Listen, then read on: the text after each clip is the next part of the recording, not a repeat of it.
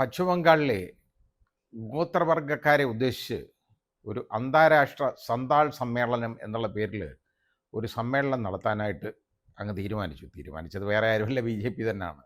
ഇവിടെ ഈ സമ്മേളനമൊക്കെ നടത്തി ഗോത്രവർഗ്ഗക്കാരെ സൂചിപ്പിക്കേണ്ട കാര്യമൊക്കെ എന്നൊക്കെ പറഞ്ഞാൽ ഇപ്പോൾ ഇലക്ഷൻ വരുന്നുണ്ട്. അവിടെ മമതയെ എങ്ങനെയെങ്കിലും ഒതുക്കണം. അതിന് തൃണമൂൽ കോൺഗ്രസിനെ തന്നെ അതിൽ നിന്ന് പറിച്ച് അധികാരം വാങ്ങിയെടുക്കണം. ഇപ്പോൾ നമ്മൾ ബീഹാറിൽ നല്ല ഒരു രക്തം ചിന്താതെ അധികാരം പിടിച്ചെടുക്കുന്നത് BJP അധികാരം പിടിച്ചെടുക്കുന്നത് നമ്മൾ കണ്ടതാണ്. നിതീഷ് കുമാറിനെ മുമ്പിൽ നിർത്തി അവിടെ ഇലക്ഷനൊക്കെ ജയിച്ചു, എല്ലാം കഴിഞ്ഞു. അത് കഴിഞ്ഞിട്ട് അയാൾക്ക് പ്രായമായിപ്പോയി എന്നുള്ളൊരു കാരണത്താൽ, പ്രായമായ കുഴപ്പമില്ല, കേന്ദ്രമന്ത്രിയാവും, ശരിയാ, ഒരു പ്രശ്നമില്ലല്ലോ, അവിടെ പോയിരുന്നാൽ മതി, മിണ്ടായിരുന്നാൽ മതിയല്ലോ, വാ തുറക്കണ്ടല്ലോ, അങ്ങനെ കാര്യമുണ്ട്. കേന്ദ്രത്തിൽ പോയിരുന്നു കഴിഞ്ഞാൽ പിന്നെ വാ തുറക്കണ്ട, കാരണം അത് അങ്ങനെ കാണിച്ചു കൊടുത്തേക്കുന്നത് അവിടുത്തെ നേതാക്കളൊക്കെ, വാ തുറക്കണ്ട, മൗനം വിദ്വാൻ ഭൂഷണം എന്നുള്ളതാണ് കാണിച്ചേക്കുന്നത്. അപ്പോൾ മൗനി ബാബായിട്ട് അവിടെ പോയി ഇരുന്നാൽ മതി. അപ്പോൾ അയാളെ അതിനെന്ത് അയാളെ നേരെ കേന്ദ്രത്തിലോട്ട് പോക്കണം എന്നൊരു ഓർഡർ കൊടുത്തു. അയാൾക്ക് നിവൃത്തിയില്ല, വേറെ മാർഗമില്ല. അവസാനം അയാൾ സമ്മതിച്ചു, അയാൾ രാജി കൊടുത്തു. ഇപ്പോൾ BJPയുടെ മുഖ്യമന്ത്രി അവിടെ ചുമതലയേൽക്കുകയാണ്.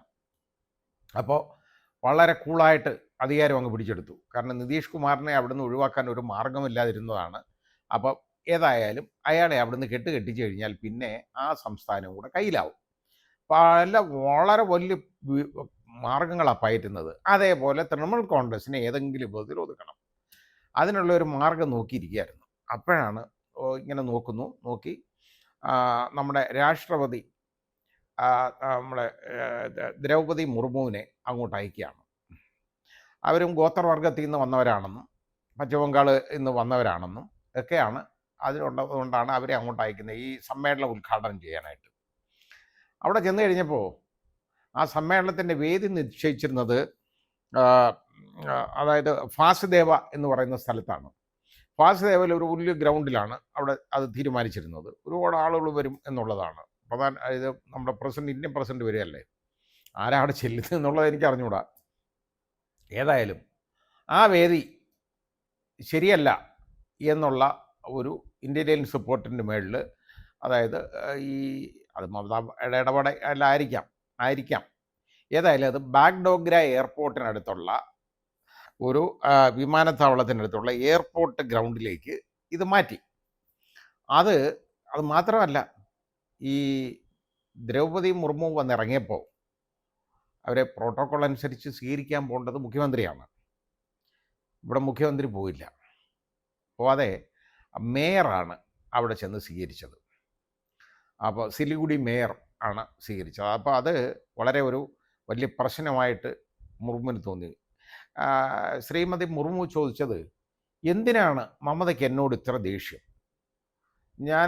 അവർ പോയി നോക്കിയെന്ന് ഈ വാസുദേവായിലെ ഗ്രൗണ്ട്, അവിടെ ഒരു 5 ലക്ഷം പേരൊക്കെ കൊള്ളാവുന്ന ഗ്രൗണ്ടാണ്, പിന്നെ അത് മാറ്റേണ്ട കാര്യമില്ലായിരുന്നു.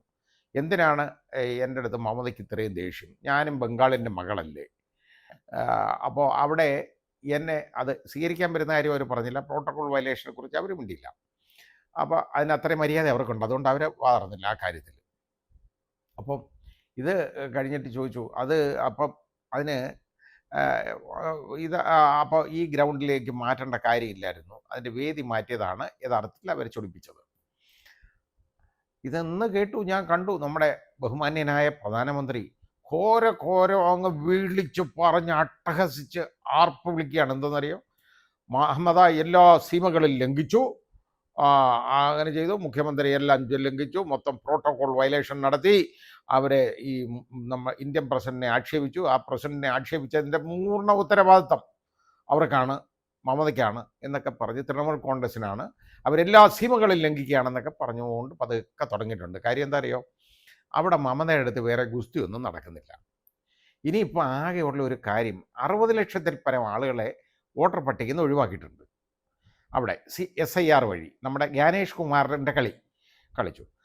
ആ കളിയിൽ ഈ ഇവരോടൊപ്പം ഒക്കെ നിന്ന ആനന്ദ ബോസ് ഇതൊക്കെ കണ്ട് വളരെ ആനന്ദിച്ചിരിക്കുകയായിരുന്നു കേട്ടോ. നാളെ നോക്കി വലിയ ഒരു സൂപ്പർ ഗവർണർ കളിച്ച് ഒക്കെ നടന്ന്. പക്ഷേ ആനന്ദ ബോസ് മമതയ്ക്കെതിരെയുള്ള പ്രവർത്തനം ആനന്ദ ബോസിൻ്റെ അപ് ടു ദ മാർക്കല്ല എന്ന് കണ്ടിട്ട് ആനന്ദ ബോസിനെ എടുത്ത് ദൂരെ കളഞ്ഞ്. ഇനി ആനന്ദ ബോസ് പറയുന്നത് വേറെ ചുമതല, ഇനി ഏതാണ്ട് ഒരു ചുമതല കൊടുക്കാൻ പോകുന്നില്ല, കരിവേപ്പില പോലെ എടുത്ത് കളയും, ആവശ്യം കഴിഞ്ഞു. അതേപോലെ തന്നെയാണ് ആരിഫ് മുഹമ്മദ് ഖാനെയും. ആരിഫ് ഖാൻ്റെ ആവശ്യവും കഴിഞ്ഞു. ബീഹാറിനെ സംബന്ധിച്ചിടത്തോളം എല്ലാം റെഡിയായി. ഇനിയിപ്പോൾ ഇയാളെ എന്തിന്? അതുകൊണ്ട് അയാളെയും കളഞ്ഞു, അതെല്ലാം എടുത്തെറിഞ്ഞു, അത് പോകും. ഇനി തമിഴ്നാട്ടിലിരുന്ന ഗവർണർ TN രവിയെ അങ്ങോട്ട് കൊണ്ടുപോയേക്കാണ് ബംഗാളിലേക്ക്. എന്താണെന്നറിയാം, ഗുസ്തി ഇവിടെ കിടന്ന് സ്റ്റാലിനോട് ഗുസ്തി കൂടി ഒരുപാട് ബന്ധപ്പെട്ടു. അവസാനം സുപ്രീം കോടതി ഇടപെടേണ്ട ഗതികേടൊക്കെ വന്ന കാര്യമാണ്. അത് അതേപോലെ അങ്ങോട്ട് അയച്ചേക്കാണ് ബംഗാളിലോട്ട്. ഇനി ഇത് മാത്രമല്ല, ഇതിൻ്റെ പുറകിൽ വലിയ ഉദ്ദേശങ്ങളുണ്ട്. അപ്പോൾ TMC തൃണമൂൽ കോൺഗ്രസും മമതാ ബാനർജിയും എല്ലാ രാഷ്ട്രീയ സീമകളും ലംഘിച്ചു. അവർ ഭരണഘടന അവരെന്തോ ഭരണഘടന വയലേറ്റ് ചെയ്യുന്നത് എനിക്ക് മനസ്സിലായില്ല. ഭരണഘടന വയലേറ്റ് ചെയ്യുന്നത് നമ്മുടെ ബഹുമാനപ്പെട്ട പ്രധാനമന്ത്രിയല്ലേ യഥാർത്ഥത്തിൽ ഇപ്പോൾ ചെയ്തുകൊണ്ടിരിക്കുന്നത് പല കാര്യങ്ങളും. കാരണം നമ്മുടെ എല്ലാ അവകാശങ്ങളും അമേരിക്കയ്ക്ക് അടിയറക്ക് വെച്ചിട്ട് നടക്കല്ലേ. അതാണോ ഒരു ഇന്ത്യൻ പൗരൻ ചെയ്യേണ്ടത്? പ്രധാനമന്ത്രി അത് ചെയ്യേണ്ട കാര്യമുള്ളതാണോ? മിണ്ടുന്നില്ലല്ലോ. ആ കാര്യത്തിൽ വാ ഉറക്കുന്നില്ല. ഇവിടെ രാഷ്ട്രീയം കളിക്കാനും ഇവിടെ BJPക്ക് വേണ്ടി സംസ്ഥാനങ്ങൾ പിടിച്ചടക്കാനും ആണ് അദ്ദേഹത്തിൻ്റെ വ്യഗ്രത. അത് ഇൻ്റർനാഷണൽ കാര്യങ്ങളിൽ ഇടപെടുന്നതെന്ന് പറഞ്ഞാൽ വളരെ രഹസ്യമായിട്ട് പോയി അവിടെ എന്തെങ്കിലുമൊക്കെ കാട്ടിക്കൂട്ടി ചാപ്പാടുമൊക്കെ കഴിച്ച് കെട്ടിപ്പിടിച്ചിട്ട് ഇങ്ങ് പോരും. ഇതാണ് കാര്യം. അതെല്ലാം സഞ്ചരിക്കണം ഇഷ്ടം പോലെ. അത് മാത്രമല്ല, വേറെ ഇടപാടുകളുണ്ടായിരുന്നു, അതല്ലേ ഇപ്പം പുറത്തു വരുന്നതല്ലേ പ്രശ്നം. ഇപ്പം അദ്ദേഹത്തിൻ്റെ ഈ കഴുത്തെന്ന് പറയുന്നത് യഥാർത്ഥത്തിൽ നേതന്യാഹുവിൻ്റെയും ട്രംപിൻ്റെയും കക്ഷി തിരികുകയാണ്. പ്രശ്നമാണ്, മിണ്ടാക്കത്തില്ല. അനിൽ അംബാനിയുടെ വിവരങ്ങൾ ഒരുപാട് പുറത്ത് വന്നുകൊണ്ടിരിക്കുന്നു. അതിനെക്കുറിച്ച് ഞാൻ വേറെ ഒന്ന് പറയാം. അപ്പോൾ ഇവിടെ ഉദ്ദേശിക്കുന്നതിൻ്റെ പരിപാടി എന്തെന്നറിയാമോ? ഇതെല്ലാം പറഞ്ഞ് വിടക്കാക്കി തനിക്കാക്കുക എന്ന് പറയുന്ന ഒരു ചൊല്ലുണ്ട്. അതേപോലെ ഈ മമതാ ബാനർജി അങ്ങനെയാണ് ഇങ്ങനെയാണ് എന്നൊക്കെ പറഞ്ഞുകൊണ്ടിരിക്കും. അതിന് മുമ്പേ ആ ഗവൺമെൻറ്റിനെ പിരിച്ചുവിടാൻ പോയി കഴിഞ്ഞാൽ അത് പ്രശ്നമാണ്. അപ്പോൾ അത് ചെയ്യുന്നതിന് പകരം വേറൊരു കളി കളിക്കാൻ പോവുകയാണ്. ഈ 60 ലക്ഷം ആളുകൾ വോട്ടർമാരുടെ കാര്യം സുപ്രീം കോടതി നോട്ട് ചെയ്തിട്ട് സുപ്രീം കോടതി ചെയ്ത് എന്താണെന്നറിയാം? ഒരു 501 ജുഡീഷ്യൽ ഓഫീസേഴ്സിനെ ബംഗാളിലെ ഇത് വെരിഫൈ ചെയ്യാനായിട്ട് നിയോഗിച്ചേക്കാണ്. അവർ വെരിഫൈ ചെയ്യണം. അപ്പോൾ അത് പോരാത്തതുകൊണ്ട് ഇനിയിപ്പോൾ ഛത്തീസ്ഗഡിൽ നിന്നും മറ്റുമൊക്കെ ആയിട്ട് ഒഡീഷയിൽ നിന്നുമായിട്ട് ഒരു 200 ജുഡീഷ്യൽ ഓഫീസേഴ്സിനെയും കൂടെ അങ്ങോട്ട് ഡിപ്ലോയ് ചെയ്യുന്നുണ്ട് ഇതിനായിട്ട്. സുപ്രീം കോടതി ചെയ്യുന്നതാണ്. അപ്പോൾ 701 പേര്. എന്നാലും 60 ലക്ഷത്തിൽ പരം ആളുകളുടെ പരാതികൾ കേട്ട് ഇത് ചെയ്യാൻ ബുദ്ധിമുട്ടാണ് നോക്കാൻ.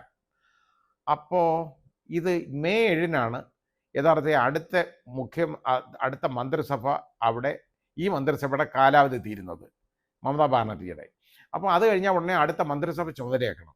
അതിന് വേണമെങ്കിൽ ഏപ്രിൽ അവസാനമെങ്കിലും ഈ ഇലക്ഷൻ നടക്കണം, അല്ലാതെ മാർഗമില്ലല്ലോ. അപ്പോൾ അത് നടക്കാനുള്ള സാധ്യത അതെങ്ങനെയെങ്കിലും നടത്താതിരിക്കണം എന്നുള്ളതാണ് ഇപ്പോൾ കേന്ദ്ര ഗവൺമെൻറ്റിൻ്റെ കണക്കൂട്ടൽ. അതാണ് കാര്യം. നോക്കിക്കോളൂ സംഭവിക്കാൻ പോകുന്നത്. ഞാൻ പറയാം, ഞാനിത് അങ്ങ് മുമ്പേ കൂട്ടി പറയുന്നുള്ളേ ഉള്ളൂ. അപ്പോൾ ഈ ഇലക്ഷൻ നടക്കാതെ വരും. ഇലക്ഷൻ നടക്കാതെ വന്നാലുള്ള കുഴപ്പം എന്താണ്? മെയ് 7 കഴിഞ്ഞു പോയാൽ പിന്നെ ഈ മന്ത്രിസഭയ്ക്ക് തുടരാനായില്ല. അപ്പോൾ അത് ഈ മന്ത്രിസഭ അതോടുകൂടി ഇല്ലാതാവും. പിന്നെന്താ, കേന്ദ്ര ഗവൺമെൻറ് അവിടെ അതായത് കേന്ദ്ര ഗവൺമെൻറ്റിൻ്റെ ഭരണത്തിൽ വരും. അതായത് പ്രസിഡന്റ് ഭരണത്തിലേക്ക് മാറും. പ്രസിഡന്റ് ഭരണം എന്ന് പറഞ്ഞു കഴിഞ്ഞാൽ കേന്ദ്ര ഗവൺമെൻറ്റിലാണ്. ആഭ്യന്തര വകുപ്പ് എന്ന് പറയുന്നത് അപ്പോൾ കേന്ദ്ര ഗവൺമെൻറ്റിൻ്റെ കയ്യിലാണ്. അപ്പോൾ അവിടെ ഇഷ്ടമുള്ള പണിയൊക്കെ നടത്താം. മമതയെ ആ രീതിയിൽ മമതയെ കെട്ടിക്കാൻ നോക്കാം എന്നുള്ള ഒരു ഉദ്ദേശമാണ് ഈ നടക്കുന്നതിൻ്റെ പിന്നിൽ. അല്ലാതെ മറ്റൊന്നുമല്ല. അവിടെ ഇലക്ഷൻ താമസിപ്പിക്കും. മമതയുടെ കാലാവധി കഴിയുന്നതുവരെ, മന്ത്രിസഭയുടെ കാലാവധി കഴിയുന്ന അതിൻ്റെ ആ നിയമസഭയുടെ കാലാവധി കഴിയുന്നവരെ കാത്തിരിക്കും. അത് കഴിഞ്ഞാൽ അവിടെ രാഷ്ട്രപതി ഭരണം വരും. രാഷ്ട്രപതി ഭരണം വന്നു കഴിഞ്ഞാൽ അതൊക്കെ വെച്ചുകൊണ്ട് ഇലക്ഷൻ നടത്തി കഴിഞ്ഞാൽ മിക്കവാറും മമതയൊക്കെ ഒതുക്കാൻ അവിടെ കാണുന്ന തോന്നിവാസങ്ങൾ മുഴുവൻ നടത്താം എന്നുള്ള കാഴ്ചപ്പാടാണ്. ഞാൻ പറഞ്ഞ ഒറ്റ കാര്യം ഇതേ ഉള്ളൂ. അതായത് ഇത്രത്തോളം ആ ഐരസ്തേന എന്ന് പറയുന്ന ഇറാനിയൻ കപ്പലിൻ്റെ വിഷയത്തിലും അതേപോലെ തന്നെ അവിടെ ബാക്കി അയാളെ കൊലപ്പെടുത്തിയതിലൊന്നും എനിക്ക് വലിയ കാര്യമൊന്നുമില്ല, വധിച്ചത്. കാരണം ഒരുപാട് കാര്യങ്ങൾ ലോകത്തിനെതിരായിട്ടുള്ള കാര്യങ്ങൾ നടന്നു പോകുന്നുണ്ട്. അത് അദ്ദേഹം അറിഞ്ഞുകൊണ്ടൊന്നും ചെയ്യുന്നതായിരിക്കാനില്ല. പക്ഷേ ആയത്തുള്ള അലി ഖുമൈനിയുടെ വധത്തിൽ പോലും ഒരിക്കലും ഒരു ദുഃഖവും രേഖപ്പെടുത്താതെ അതിനെ ഒന്ന് തള്ളിപ്പറയാതെ ഇരിക്കുകയാണ് നമ്മുടെ ബഹുമാന്യനായ പ്രധാനമന്ത്രി. അതിൽ വാതുറക്കുന്നില്ല. പക്ഷേ ഇവിടെ എന്ത് ഘോരഘോരം പറയുന്നു, മുർമുവിനെ ആക്ഷേപിച്ചു എന്നുള്ളതാണ് ഇവിടെ ഏറ്റവും വലിയ പ്രശ്നം. അതാണ് ഇവിടുത്തെ ഏറ്റവും വലിയ പ്രശ്നം, വേറെ ഒന്നുമില്ല. ഏതായാലും ഈ കള്ളക്കളികളെല്ലാം പുറത്തേക്ക് വന്നുകൊണ്ടിരിക്കുകയാണ് എന്ന് തിരിച്ചറിയണം.